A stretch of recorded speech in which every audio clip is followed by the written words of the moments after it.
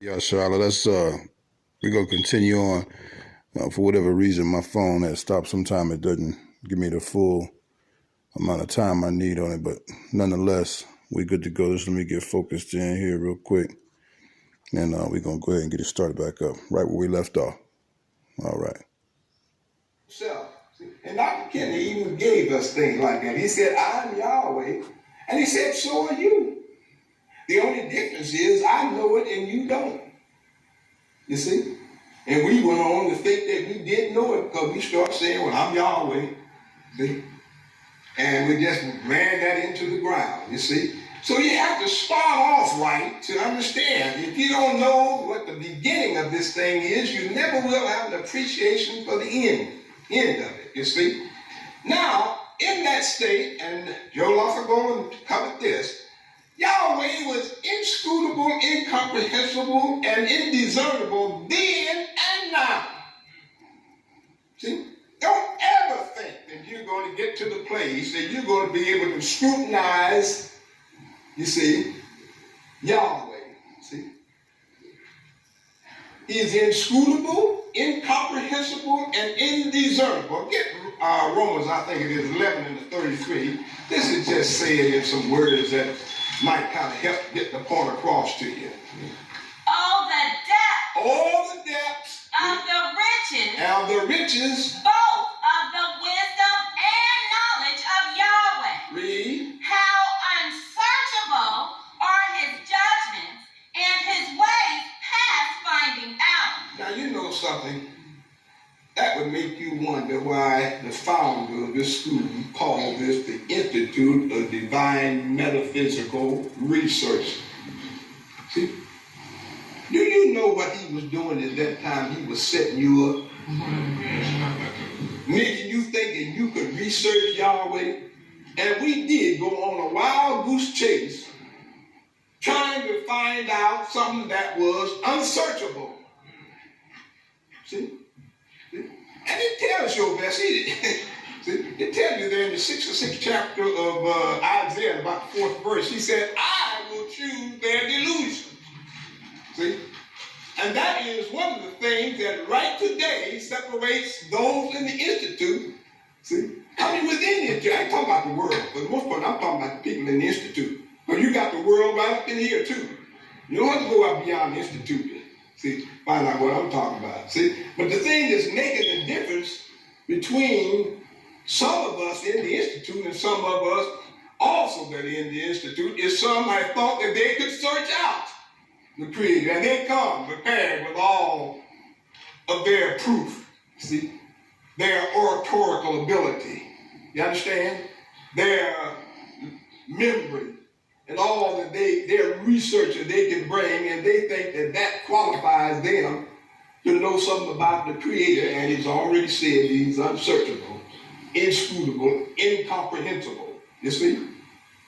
Now, at that time, see, moving from this high, lofty state see, that he first existed in, see, then in order for him to make himself scrutable, comprehensible, and discernible, then it's already been told you that he had to take on a shape and a form. Why is that? You may have never thought about it, but do you know you don't know, you can't know anything about something that is not in shape and form. Try thinking about it that way. Everything you know anything about it all is in shape and form. You see? You understand? See? So the Creator would have to, see, show of himself in a discernible shape and form so that creatures like you and me would have some understanding of him. But get this point straight, and Joe covered it by putting that cross on the board over there. In that state of incomprehensibility, inscrutability, and indiscernible, which is so lofty and so high, see, he had to come down, step down, see, condescend, come down to a lower level. But in doing that, that coming down signifies a depth. You see? It just means that he descended or come down a lower state. You see, now we don't mean that he actually died. It just a means of letting you see anything that you know of that dies, doesn't it fall? When a beast is stricken, it falls. You see? So Yahweh fell from that lofty state into a lower state, but keep in mind that he had to undergo a death, you see, in order to take on a shape and a form, you see. And since it is the ultimate necessity for creatures like you and me to come to some knowledge and understanding of him, which you can't do without him coming into suitability and comprehensibility and then discernibility, he was showing at that point his love for you and me, see, by undergoing a death, of which this death on the cross was just done in your and my time for us to witness to the fact that he died way back there. You understand? Go there to 1 Peter, it is, I think it is, first chapter, about the 19th verse. You know where I wanted to go. 1 Peter 1:19. Mm-hmm. But with the precious blood of the Messiah. But with the precious blood of the Messiah.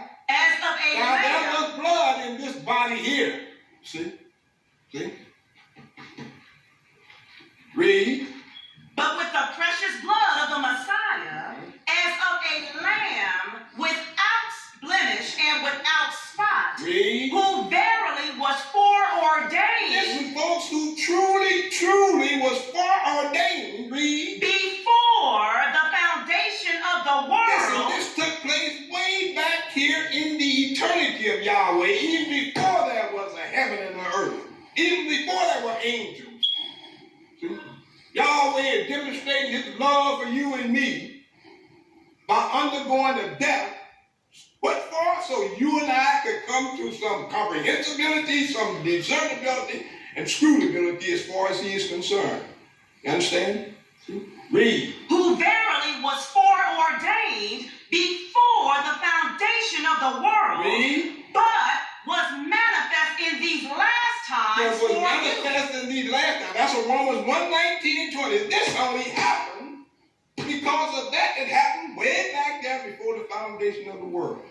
You see? And you've had it just recently, a picture showing the passion of Christ or something like that, wasn't it? Right. You see, everybody got a chance to see the horrible death that he went through dying out on the cross.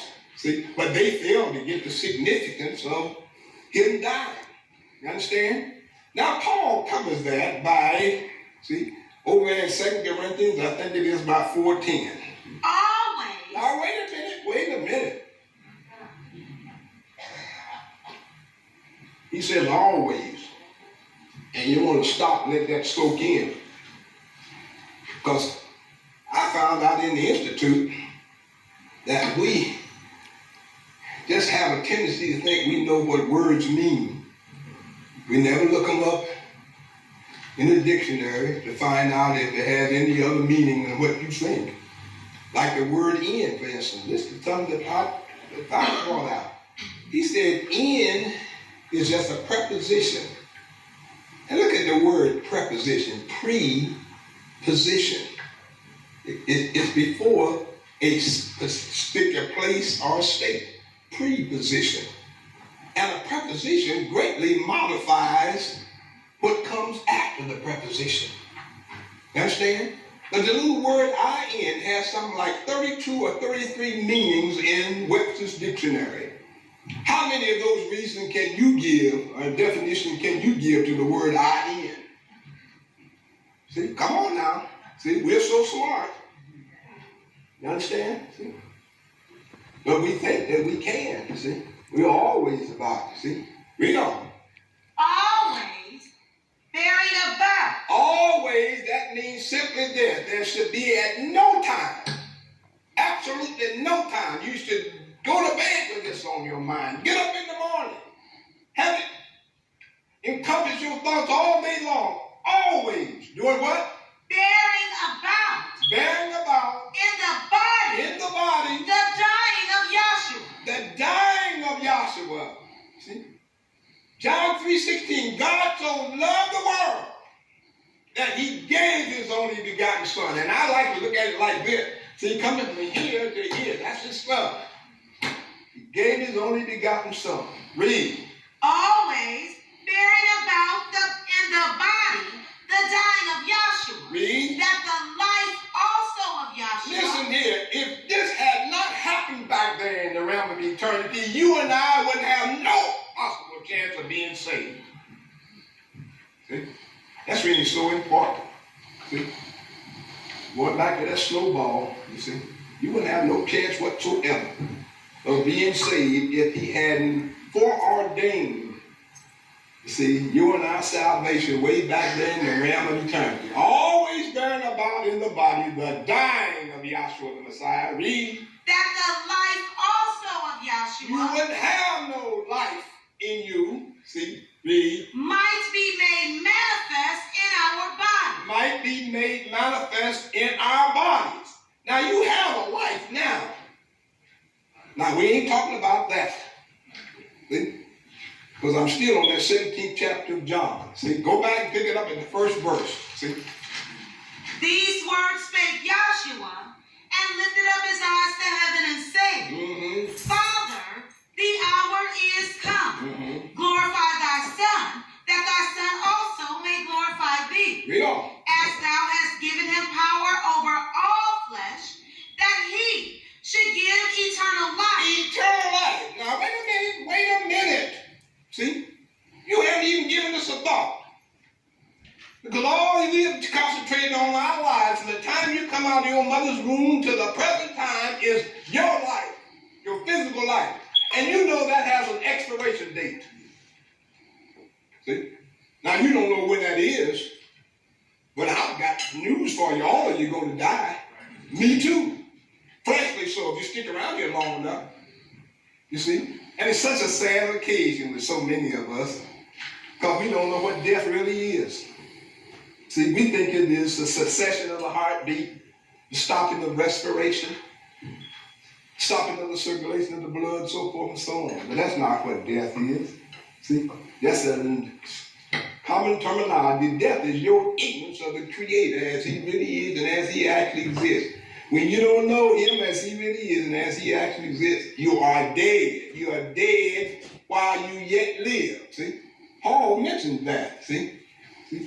Over in Timothy, in his writing to Timothy. See? She that liveth in pleasure is dead what? While she yet liveth. You don't think that you're dead right now, do you? No, we think we're alive. See? So what I'm trying to get across is you don't have no concept of eternal life.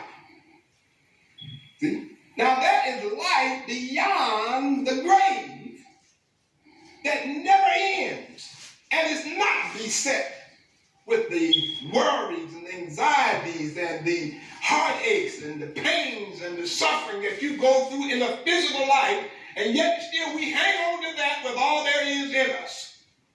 See? Everybody wants to go to heaven, but nobody wants to die. See, because we just don't know what is beyond the veil of the flesh. You understand? So, see, we just hang on to this life, not realizing just how much greater, you see, there really is no comparison between the life that you and I now live and eternal life. Eternal life, just to give you an idea, see, it's where you live forever, and in the first place, you don't have to work. Now, that's a blessing right there. Now, I know how some of you are. You're workaholics, and that doesn't appeal to you at all, because you like to go to a job. See? That's foolishness. And this man was placed in the garden back here. He was placed in the garden, and the garden was in fruition. He put in there to trim the trees and so forth and so on. The garden was already in fruition. Adam didn't have no work to do. He was in the rest. And the only reason he went to work because of disobedience. See? And some of you are still at home extolling work as if it's something real nice. See? Because you don't have no better sense in that. See? So then, eternal life, you don't have to work. Then next about eternal life, you don't have to carry no health insurance. See, because you never get sick. I'm sick, you understand? See? And there's no such thing as unhappiness.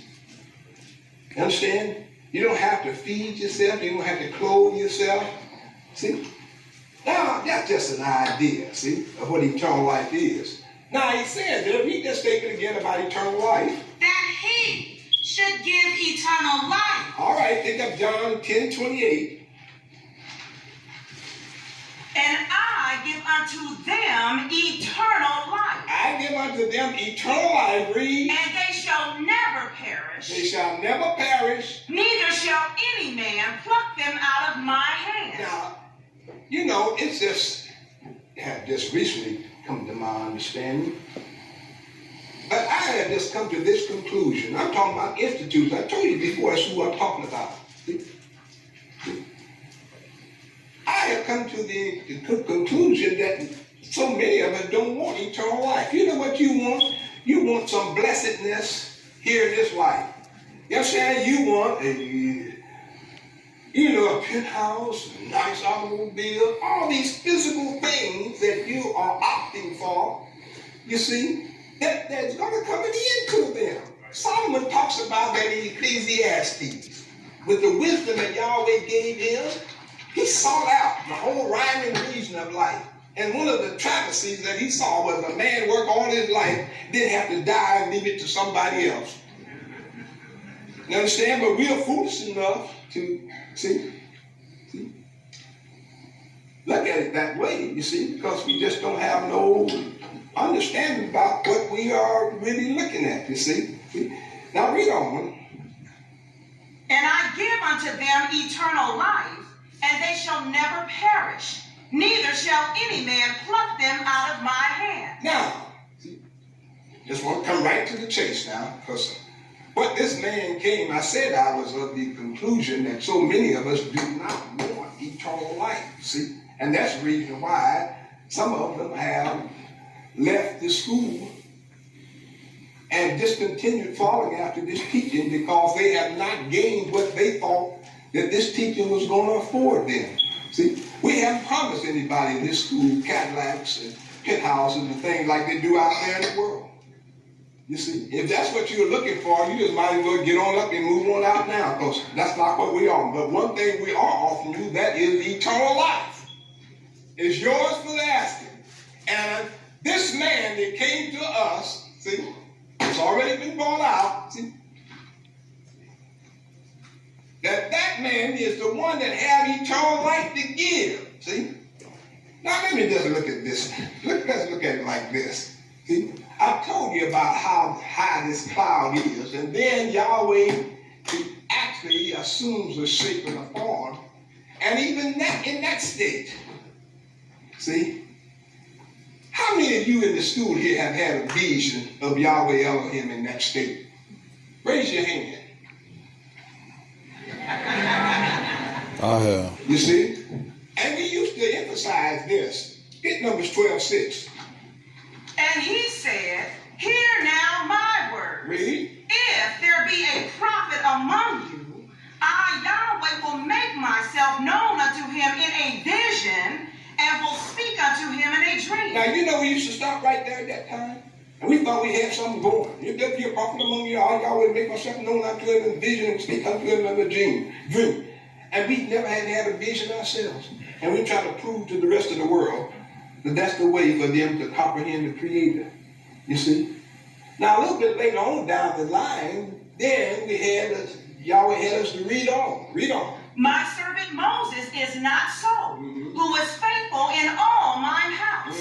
With him I speak mouth to mouth. Now, if you're going to speak mouth to mouth, you see, then Yahweh is going to be right down here where you and I are. If he's speaking to you mouth to mouth, read. Even apparently. Now, apparently, I'm looking at, see, you all apparently, you're sitting right out there. You see, it's apparent that you're sitting there. So I'm looking at you apparently. That means the Creator will have to come right down here so you can visualize him with these physical eyes. Read. And not in dark speeches. And not in dark speeches. Read. And the similitude of Yahweh he beholds. And the similitude of Yahweh he Now, this is what I'm trying my best to get across, even though I just have a few minutes to do it. See, whether you want to recognize it or not, all the God that exists, the one that created the heavens and the earth. And listen, this is a great mystery. Dr. Kenny had us to elongate that word, great mystery. But you know, at that time, we thought he was talking about Yahshua, the Messiah, manifested in the flesh. Because it says in 1 Timothy 3:16, read it.